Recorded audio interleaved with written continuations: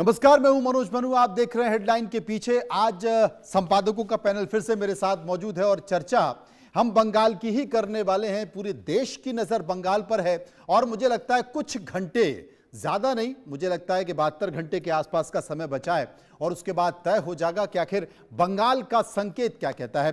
तो ज्योता जी, बंगाल की चर्चा हम करें और आपकी पहली प्रतिक्रिया ना हो, ऐसे कैसे हो सकता है? अब आपको क्या लग रहा है जब रीपोलिंग हो रही है 15 बूथ पर? रीपोलिंग एक्चुअली लोग तो बोल रहे हैं कि सिर्फ 15 में क्यों होना चाहिए, पर्टिकुलरली ये जो फलता एरिया है इसमें और भी ज्यादा होना चाहिए था। लेकिन क्या होता है इस इलेक्शन की टाइम बहुत रूमर्स फैलते हैं, अफवाह जिसको बोलते हैं ना, अफवाह ही बोलते हैं। में हंगामा भी हुआ है, बहुत हंगामा हुआ है और वो उसके पुनर्मतदान के दौरान भी आरोप लगा है कि टीएमसी के नेता जो हैं धमकी दे रहे हैं कि भाई वोट करो। और सिर्फ नहीं, वो टीएमसी वाले को ही पीट दिया। जो गांव में टीएमसी को पीट दिया, या गांव में जो टीएमसी वाले जो वोट देने निकले थे वो सब बोल रहा है कि हम लोग तो टीएमसी को ही वोट दिया है, हम लोगों के साथ क्यों कर रहा है, वो थ्रेट करके गया है, अगर नहीं दोगे तो फिर हम लोग देख लेंगे। ये सब होता है। फलता इस डायमंड हार्बर के अंदर आता है। डायमंड हार्बर भाईपो माने अभिषेक बैनर्जी का सीट है उधर। हाँ, बहुत सारे वो जो जहांगीर जिसके पीछे आज बड़ा बवाल हुआ। हाँ, जहांगीर उसी एरिया में आता है। सारे उसी एरिया। अरे वाह, सारे तो इसका मतलब है कि आईपीएस अमरपाल शर्मा भी होंगे अजय पाल शर्मा, जिन्होंने जहांगीर खान को धमकाया था। उधर वो भी होंगे सारे। तो हाँ, फलता के ठीक है, लेकिन उससे भी बड़ा खबर है कि जो आपका वो तो रीपोल होगा, देखते हैं क्या हो रहा है। उससे भी बड़ा खबर है जो सुप्रीम कोर्ट ने झटका है, बहुत बड़ा झटका है, बहुत। लेकिन सबसे मजा इसका मायने क्या है, क्या मायने देख रही हैं आप? अच्छा, अगर मायने सोचिए तो देखिए एक्चुअली क्या हुआ, क्या बीजेपी ने बहुत अच्छी तरह से स्टडी किया है कि टीएमसी कैसे जीतता है। खेला कहाँ होता था, खेला कहाँ हुआ है, कहाँ होते खेला होबे, व्हाटएवर द होल आइडिया जो था पिछले इलेक्शन में, वो खेला कहाँ हुआ, काउंटिंग में भी कैसे खेला हुआ। अच्छा, हाँ, वही बात है, काउंटिंग में कैसे खेला हुआ। खास करके अगर आंकड़े जो हैं और मार्जिन जो है वो करीब हो जाए, हाँ, तब काउंटिंग पर ही आधारित होता है। क्योंकि ज्योता जी 1000 से 5000 के बीच जो है करीब 25 से 30 विधानसभा क्षेत्र जहां से मार्जिन इतना रहा था। देखिए, ऐसे भी बोला जाता है, मुझे पता नहीं है ऑब्वियसली सच है या नहीं, लेकिन बोला तो जाता है। आज अगर अजीत जी नहीं है, हाँ तो वो होते तो मैं जवाब देते आपको। बोला जाता है क्या, वो एक्चुअली देखिए दोनों तरफ का ही काउंटिंग एजेंट रहता है, सब लड़के बैठे रहते हैं। किसी लड़के को, किसी पार्टी का लड़कों को अगर पैसा देके, खाना देके अपने उधर से हटा दिया, अच्छा, हाँ, रात को जब काउंटिंग चलेगा या कुछ हुआ तो फिर क्या देखेगा, क्लोज सीट जिसके काउंटिंग रात तक चल रहा है, उधर से अगर जिस पार्टी जो भी हो, मैं बोल नहीं रही हूँ नहीं हो पाता। मैं आपको बताऊं, काउंटिंग चल रही होती है, दोनों दलों के लोग वहां पर होते हैं, कर्मचारी होते हैं, सीसीटीवी हटा दिया, नहीं होता, सीसीटीवी होता है, एक बीजेपी का विंग होता है और जो टीएमसी का विंग होता है, जितनी भी पार्टी निर्दलीय भी कोई लड़ रहा है उनके भी एजेंट वहां पर होते हैं, सबकी नजरें होती हैं। जो काउंट होता है वो देखता है, सीसीटीवी फुटेज होता है, प्रिसाइडिंग ऑफिसर वहां पर मौजूद होता है, तमाम अधिकारी। तो खेल होता नहीं है, ये कब होता है? तो इसीलिए ही तो होता है ना। अगर खेल होता है, अगर आपका लड़का चले गए, आपका जो काउंटिंग में है बैठे हैं वो है, नंबर कुछ गलत निकल आया किसी तरह से, अब तो नंबर बोल रहा है कि फ्लैश होगा। हाँ, नंबर फ्लैश होगा। हाँ, वो सारा इंतजाम कर दिया। हाँ, इसीलिए ये लोग बहुत कुछ इस बार, क्योंकि ये भी बोलिए कि सुपरवाइजर जो है इन लोगों ने बोला स्टेट गवर्नमेंट को होनी चाहिए। नहीं, इस बार चेक एंड बैलेंस किया गया कि हो सकता है कि राज्य सरकार का कोई अधिकारी, कर्मचारी टीएमसी की माइंडसेट का हो, तो वहां पर केंद्रीय कर्मचारी है, वो उसको देखेगा, वो देखेगा, वो विचार करेगा। लेकिन वो केंद्रीय कर्मचारी उत्तर प्रदेश के हरदोई से तो आएगा नहीं, वो केंद्रीय कर्मचारी तो ज्यादातर बंगाल का ही है ना, बंगाल का ही तो माइंडसेट पर आप तो। पर फिर इतना जरूरी क्यों हो गया कि बुध पूर्णिमा के दिन, जिस दिन छुट्टी है, कि सुप्रीम कोर्ट के दरवाजे खटखटाए टीएमसी, इतने मायने क्यों हो गए थे, क्यों गए थे वो, और क्यों, और उसके बाद जो झटका आया, उसके बाद कपिल सिब्बल ने एक प्रेस वार्ता की। कपिल सिब्बल जो वकील थे ममता बनर्जी के आज सुप्रीम कोर्ट में, उन्होंने प्रेस वार्ता की कि हम फिर भी संतुष्ट नहीं हैं, फिर भी आग्रह करेंगे कि फ्री एंड फेयर पोलिंग हो। तो क्यों लग रहा है टीएमसी को कि इस बार फ्री एंड फेयर पोलिंग ये क्या नहीं होगा? काउंटिंग के बारे में बोल रहे हैं। काउंटिंग मतगणना। देखिए, एक तो एक्सक्यूज तो निकालना चाहिए भाई, अगर हार गई, चांस है मनु जी, आप शायद अग्नि मैं नहीं सहमत करेंगे। नहीं हूं, नहीं मैं हूं अभी भी सहमत। सहमत नहीं हूं। नहीं समझ है, स- लेकिन हम सहमत हारने का हैं। चांस है, हाँ, हारने हारने का बहुत ज्यादा चांस है। 4 तारीख को बात करेंगे राकेश जी। हाँ, देखिए मनोज जी, राकेश जी 4 तारीख को बात 4 करेंगे, तारीख दोबारा की बोलिए। बातचीत होगी। देखिए क्या? 4 तारीख की बात होगी। परिणाम क्या जो होगा? जिस तरह से बीजेपी के अंदर जो माहौल है ना, हाँ। वो जीत बीजेपी ने पूरी तौर पर अपनी तैयारी कर ली अरे आप अभी। बीजेपी के माहौल को देख के तय करेंगे बीजेपी के माहौल कहता है कि हम वहां जनता ने जो तय कर दिया उसको देख के तय नहीं, करेंगे भाई। जनता ने नहीं तय कर दिया है। और बीजेपी के नेताओं का कहना है कि जनता ने हम बीजेपी के नेता तय कर तय देंगे तो आप दिया। मान लोगे? मान लेंगे। हम बात कर देखिए, रहे हैं वो डायरी में क्या है अंदर का। डायरी- बीजेपी के नेता आज डायरी कहाँ है? कहाँ है डायरी? गायब है आज डायरी। आज- आज बीजेपी के नेताओं ने कह दिया था, ये बता रहे हैं। आज डायरी इसलिए मनोज जी गायब है कि डायरी जो है आज थोड़ा कंफ्यूज है। जैसे कंफ्यूजन यहाँ पर है, वही कंफ्यूजन वहां पर भी है। डायरी देखिए में। राकेश जी, आज शनिवार है, 2 तारीख है। हम लोग 4 तारीख को मंडे को मिलेंगे। अरे सुन लीजिए, शनिवार है और 2 तारीख है। हाँ।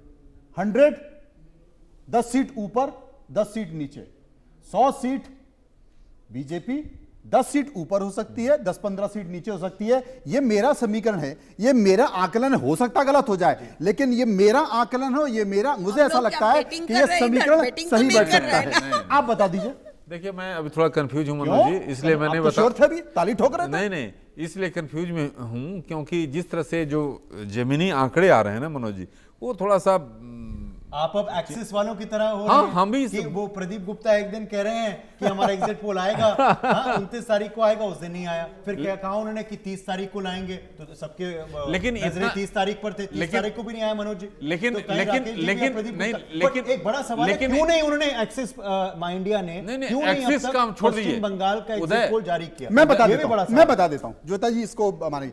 उनका ये कहना है कि बंगाल में कोई बोलने को तैयार 70% लोग बोले ही नहीं हैं और 20 से 30% जो बोल रहे हैं, आप उन पर यकीन नहीं कर सकते, उन पर भरोसा कर कर एग्जिट पोल नहीं निकाल सकते। और ये फैक्ट है। फैक्ट इसलिए है, भय दोनों तरफ से।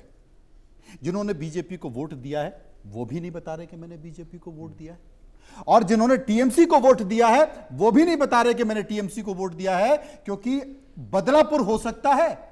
देखिए- अगर बीजेपी आई तब भी देखिए, बदलापुर एक- होगा और टीएमसी आई तब भी मनोज- बदलापुर होगा। मनोज- आप सहमत होंगी ज्योति? मनोज अब देखिए, बीजेपी की ज्यादातर लोग बोलेगा नहीं, बिल्कुल बिल्कुल एक्चुअली, हाँ बिल्कुल नहीं बोलेगा, कोई भी नहीं है। आई मीन मुझे पता है कुछ तो 10 कुछ में एरिया 6 में नहीं बोल रहा है, इसका मतलब बीजेपी के पास है वो।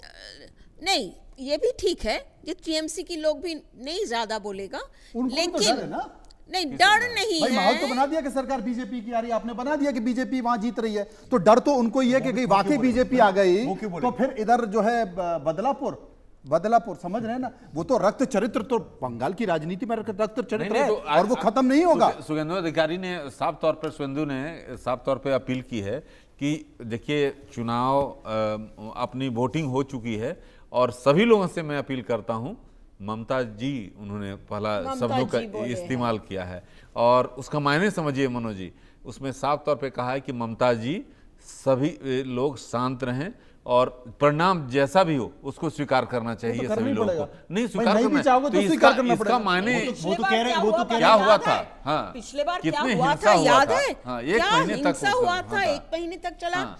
आई मीन 100 के 100 लोग, आई मीन नहीं 400 पर 500 चला नहीं, गया पर पिछली इधर-उधर। पिछली बार जोयता जी चुनाव के पहले भी हिंसा हुआ था, इस बार वो नहीं हुआ, नहीं हुआ। उस स्तर तक नहीं हुआ। नहीं, ये बड़ी सफलता रही इलेक्शन कमीशन को, आपको मानना तो इस पड़ेगा। वजह से अब नहीं, अब ओनर्स भी है सेंटर पर भी, हाँ। केंद्र पर भी, कि ये जो फोर्सेस हैं Forces उनको आप विद्रॉ ना करें अब। नहीं नहीं नहीं, बोला नहीं, भी नहीं, है। नहीं, वो केंद्रीय नहीं करेगा गृह मंत्री ने अभी। साफ तौर पे कहा है कि 1 महीने तक केंद्रीय सैनिक बल वहां रहेंगे पश्चिम बंगाल हाँ, में हाँ। और इसी आपकी से जानकारी को बता दूं, लोगों बाकायदा ऑर्डर निकल चुका है, वापस हाँ। बड़ी संख्या में लोग रवाना हो चुके हैं, बिल्कुल। रवाना हो चुके हैं। बात को समझो ज्योता जी, में किसी से डिस्कशन हो रहा था, बंगाल में चर्चा चल रही थी, उन्होंने कहा कि मुस्लिम और महिलाएं दोनों ने बड़ी संख्या में ममता बनर्जी को वोट दिया है। तो अगर मुस्लिम बड़ी संख्या, मुस्लिम तो यूनाइट है, इसमें कोई शक नहीं है, बहुत ज्यादा डेंट लग नहीं पाया है। मुस्लिम्स और फीमेल अगर मिल जाती हैं तो समीकरण क्या कहता है, बता दीजिए। देखिए, मुस्लिम देंगे वो तो ठीक है, वो तो पहले से ही तैयार है। नहीं, पर आप मान रही हैं कि हुमायूं कबीर और एआईएमआई में नहीं जा रहे मुस्लिम? कुछ गया होगा, कुछ कांग्रेस के पे भी गया है, मुर्शिदाबाद मालदा उस साइड में कुछ कांग्रेस पे भी गया है। वही तो मैं एक्चुअली वही तो लोग बोल रहे हैं ना कि करप्शन, जो भ्रष्टाचार जो है वो तो मुस्लिम को भी अफेक्ट करता है। एक और महिला जो बोल रहे हैं ना, वो जो एक साथ महिला उसके पास नहीं जा रहा है, कुछ ग्रामीण का कुछ क्षेत्र में। देखिए, तो अगर कुछ क्षेत्र जा रहा है तब तो खेला, ऐसे तब भी तो है, बीजेपी के लिए सुखद संयोग है। 4 तारीख को बात करेंगे राकेश जी। एक सेकेंड, मुझे शुभेंदु बोल रहा था आदिवासी एरिया, वो पूरा पश्चिम बंगाल का जो पश्चिम बेल्ट है, वो जो झारखंड उस तरफ, उधर बोला कि उधर आरएसएस बहुत काम किया। और मेरे पास भी जो थोड़ा बहुत खबर आया कि आदिवासी का एक बड़ा चंक बीजेपी के पास गया। वो लोग आरएसएस ने इस बार RSS पूरे लगन से काम किया है। अरुण कुमार जी मुझे सूत्रों ने बताया, उन्होंने चार्ज लिया था पश्चिम बंगाल का आरएसएस के लिए, और जी जान से आरएसएस संगठन लगा है। और 3-4 लोग थे, देखिए उसमें कई लोग थे जो आरएसएस के काम कर रहे थे। और मनोज जी, ये सबसे बड़ी बात है कि अगर बीजेपी इस अगर जो परिणाम 4 तारीख को आएंगे, अगर बीजेपी नहीं आई सत्ता में तो आप भूल जाइए, ये आना मुश्किल नहीं। जिस तरह से जो बीजेपी के चाणक्य हैं अमित शाह ने जो रणनीति बनाई थी, इससे अच्छा रणनीति कोई नहीं बना सकता है। बनवासी कल्याण आश्रम, बनवासी, देखिए इसमें कोई शक नहीं है, इसमें कोई शक नहीं है। बीजेपी ने अपना पूरा स्टेक लगा दी। आप जिसका जिक्र कर रहे थे उदय, बनवासी कल्याण आश्रम, जितने भी आरएसएस के अनुशासनिक संगठन हैं सारे वहां लगे थे। दूसरी स्थिति, जितने भी प्रदेश थे, उन प्रदेश में चिन्हित जितने भी बंगाल के रहने वाले लोग थे, जितने भी लोग, सबसे पहले उनका वहां उनकी गोष्ठी कराई गई, गोष्ठी कराकर उनके रजिस्ट्रेशन कराए गए, रजिस्ट्रेशन कराकर उनको बंगाल भेजा गया कि जाइए आप, बदलाव की जरूरत है। इस लेवल पर कार्रवाई हो, चाहे वो छत्तीसगढ़ हो, राजस्थान हो, मध्य प्रदेश हो, उड़ीसा हो, या फिर दिल्ली हो, मुंबई हो, महाराष्ट्र हो, सब जगह सभी उनके रजिस्ट्रेशन कराए, सब लोगों की जानकारी कि भाई रोहतक में कितने बंगाल के लोग रहते हैं, चिन्हित करो, निकालो उनको, सबको इकट्ठा करो। गुजरात से उन लोगों ने ट्रेन तो भेजे हैं। ये मतलब इसमें कोई शक नहीं। ये जो प्रवासी वोट वापस जा रहा है, ये क्या दीदी के लिए जा रहा है या बीजेपी के लिए जा रहा है? ये भी सवाल, ये प्रवासी जो आ रहा है, जो वो तो मुझे लगता है भारतीय जनता पार्टी को बड़े पैमाने पर वोट देगा, क्योंकि सब नहीं। देखिए, अगर ये नोएडा में जो जितने सारे बहुत सारे मुस्लिम ये घर के जो काम करते हैं, घर के काम है, जो मेसा मुस्लिम है, उन लोगों के लिए टीएमसी ने बस लगाया था इधर नोएडा से कलकत्ता मालदा मुर्शिदाबाद ले जाने के लिए। उसके लिए बस लेके आया, 200 रुपया करके एक को लिया, जाना आना टीएमसी ने ले गया है। अच्छा। हाँ, तो इसका मतलब फिर बीजेपी कर रही थी तो टीएमसी भी कर रही है। टीएमसी भी कर रही है। कुछ हमारे मित्र हैं वो कह रहे हैं उनके बेबीज के नैनी तक गए हैं और फ्लाइट टिकट तक दिया गया उनको। गुड़गांव पूरा खाली है। गुड़गाव जो है, हमारे डॉक्टर हैं गुड़गांव, नोएडा, ये फ्लाइट टिकट किसने दिया? ये तो बड़ी गंभीर बात कर दी भाई। फ्लाइट टिकट भी दिया गया है। ये तो राकेश जी बड़ा फ्लाइट टिकट टिकट। लेकिन मुझे पता है बहुत सारे बंगाली जो फ्लाइट टिकट अफोर्ड करते हैं, कर सकते हैं, वो गए। देखिए, उसमें जो पढ़ा लिखा वर्ग है, जो प्रोग्रेसिव है, वो तमाम दूसरे राज्यों का विकास देख रहा है, वहाँ के लॉ एंड ऑर्डर की सिचुएशन देख रहा है। उसका माइंडसेट जरूर है कि बंगाल को बदलना चाहिए। ज्योता जी भी इस बात का जिक्र कर रही हैं। लेकिन ऐसा व्यक्ति है जो यहाँ आ रहा है, उसको हर आदमी बांग्लादेशी समझ रहा है। वो है बंगाल का, उसको भी बोले रोहिंग्या हो क्या, बांग्लादेशी हो क्या, लोग पूछ ले रहे हैं। चाहे वो जिम में हो, चाहे वो घर में काम करने, लोग शक की निगाह से देखने लगे हैं। तो उनके अंदर एक भावना आ जाती है, और मुझे लगता है वो भावना वोट में भी तब्दील हो सकती है। हाँ। मगर एक मनोज जी का जो आंकड़ा था ये 100 से 110 का, क्या इसका मतलब ये है कि 4 मई को हो सकता है बीजेपी के पक्ष में ये परिणाम ना जाए अगर आंकड़ा 100 और 110? देखिए मनोज, पर इसका मतलब ये 6-8 महीने में फिर क्या खेलाओ हो जाएगा? कुछ नहीं होगा। 5 साल चलेगी सरकार। देखिए, अगर 15-20 सीटें आम आदमी पार्टी के साथ हुआ था राज्यसभा में, नहीं होगा टीएमसी के साथ? नहीं, वो उसके लिए आपको 6 महीने 1 साल परिस्थितियां देखनी पड़ेगी, स्थान काल पात्र देखना पड़ेगा। अगर बहुत क्लोज हो गया, 10-15 तो खेला होगा। आपको 10-15 सीटों का मनोज जी, मैं आपको स्पष्ट कर दूं, 4 तारीख को ही हम लोग साथ में रहेंगे। हाँ, रहेंगे ना। और इसमें जो है लाल डायरी लेके आएंगे और आपका उस दिन चेहरा उतरा रहेगा। अरे वो तो तय करेगा, वो तो जनता तय करेगी। 100 चेहरा किसका कोई भी उतरेगा? जो जीतेगा उसका ह्यूज मार्जिन रहेगा, करीब 80-90 का सीट का अंतर रहेगा। आप क्लोज नहीं होगा राकेश जिस जी, तरह मैं से सहमत 92 से नहीं आप सहमत 80-90 नहीं हो। सीटों का मार्जिन तो नहीं रहेगा, आपका रहेगा, आप देख लीजिए, बिल्कुल आपको नहीं पता रहेगा। चलेगा। जो भी जीते, ज्योता जी बताइए। जो भी जीते, जो जीतेगा 180-90 रहेगा। नहीं रहेगा, आप बताइए ज्योता जी। अगर जीतता है कोई भी, मुझे भी नहीं लग रहा है कि बहुत क्लोज होगा, लेकिन ममता 100, अगर मैं आंकड़ा देखूं, अगर बीजेपी 160-70 तक जाते हैं, ममता सिर्फ डिपेंड करेगी मुस्लिम वोट के ऊपर 80 और उससे कुछ अलग एक्स्ट्रा।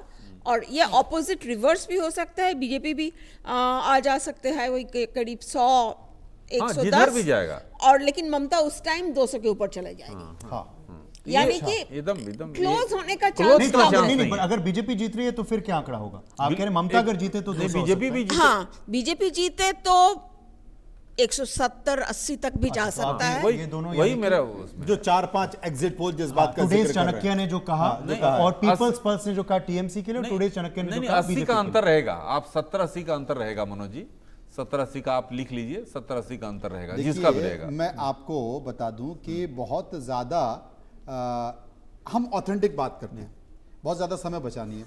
2021 के एग्जिट पोल आए थे, दर्शकों को जानना जरूरी है। 2021 में एबीपी सी वोटर ने टीएमसी को 152 सीटें दी थी, 152 से 164, बीजेपी को 109 से 121 सीटें दी थी। टुडे चाणक्य ने 2021 में 191 सीटें दी थी, बीजेपी को 97 से 119 दी थी। पी मार्क ने 152 से 172 टीएमसी को दी थी, और इसके साथ साथ जो 125 से 35 बीजेपी को दी थी। टीवी9 ने 142 से 152 सीटें टीएमसी को दी थी, 125 से 135 बीजेपी को दी थी। इंडिया टुडे ने 130 से 156 सीटें टीएमसी को दी थी, और बीजेपी ने 134, बीजेपी को 134 से 60 दी थी। इंडिया टुडे ने 64 से 88 सीटें टीएमसी को दी थी, और 125 से 143 सीटें बीजेपी को दी थी। रिजल्ट क्या रहा? 216 सीटें जो कि किसी ने नहीं दी, 216 सीटें टीएमसी जीत कर आई, और बीजेपी 77। अच्छा, एक बार मैं बात लोकसभा बताऊं। का, नहीं, एक लोकसभा बार का और बात सुन बताऊं। लीजिए उसका फाइनल कमेंट। लोकसभा 2024 का एबीपी सी वोटर टीएमसी को 13 से 17, बीजेपी को 23 से, क्यों? अरे भाई नहीं समझो ना। अरे India Today, Axis My India, TMC 11 से 14, बीजेपी 26 से 31, एनडीटीवी 16 से 18, बीजेपी 21 से 26, न्यूज 24 17 सीटें दी थी टीएमसी को, 24 सीटें दी थी बीजेपी को। न्यूज 18 सीएनबीसी ने 18 से 21 सीटें टीएमसी को और बीजेपी को दी थी 21 से 24 सीटें। रिपब्लिक ने 16 से 21 सीटें दी थी टीएमसी को, बीजेपी को दी थी 21 से 25 सीटें और रिपब्लिक ने दी थी 20। इसके बाद अच्छा, और रिजल्ट क्या हुआ? 29 सीटें टीएमसी आई जो कि किसी ने दी, और 22 से 25 सीटें बीजेपी को आई। अच्छा ठीक है, एक बात बताओ पहले, दो बात एक्चुअली, मतलब बिल्कुल गलत। हाँ नहीं, एक बात, आप जो असेंबली इलेक्शन के बारे में बोल रहे हैं ना, कोई एग्जैक्ट सीट नहीं दे पाया, लेकिन ट्रेंड दिखा दिया कि टीएमसी 60 में जीत रहे हैं। नहीं, पर ट्रेंड तो बिल्कुल उल्टा था। पिछले बार ट्रेंड गलत हुआ था। नहीं, वो मैं विधानसभा के बारे में बोल रही हूँ। लोकसभा में तो सारे ट्रेंड गड़बड़ हो गया। नहीं, विधानसभा में भी गलत है,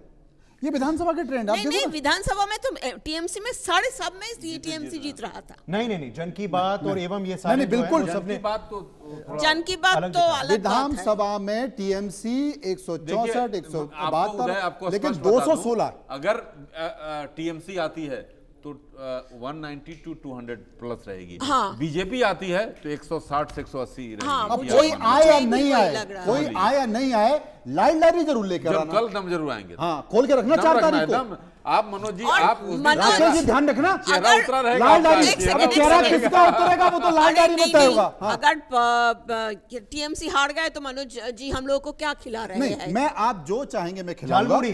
देखिए, बीजेपी जीती तब भी मैं आपको मिठाई खिलाऊंगा, टीएमसी जीती तब भी मैं मिठाई खिलाऊंगा, क्योंकि जनता ने जो हाँ, जनादेश जनता ने दिया जो है, फैसला हमको दिया उस जनादेश का सम्मान नहीं, करना है। लेकिन ये क्यूरोसिटी हमारे अंदर नहीं है, ये पूरे देश में क्यूरोसिटी चल रही है कि बंगाल में कौन जीत रहा है। मगर इतनी राकेश बड़ी जी और जोयता का एग्जिट पोल सही रहा, अनुमान सही रहा, तो फिर झालमुड़ी एक और हम लोग मसाला नहीं मिला रहे, जो जनता में चर्चा चल रही है ना, वही उस चर्चा पर हम आगे बढ़ रहे हैं। मुझे लगता है पब्लिक को ये है ये पता हमारे ऑफिस कि के ईमानदारी के बहुत साथ करीब इस तरह का चित्तरंजन डिस्कशन पार्क होना है। चाहिए, इस तरह की चर्चा होनी चाहिए, और इसलिए हेडलाइन के पीछे ये था। फिलहाल फिलहाल शुक्रिया बहुत बहुत सभी संपादकों का। नमस्कार। धन्यवाद।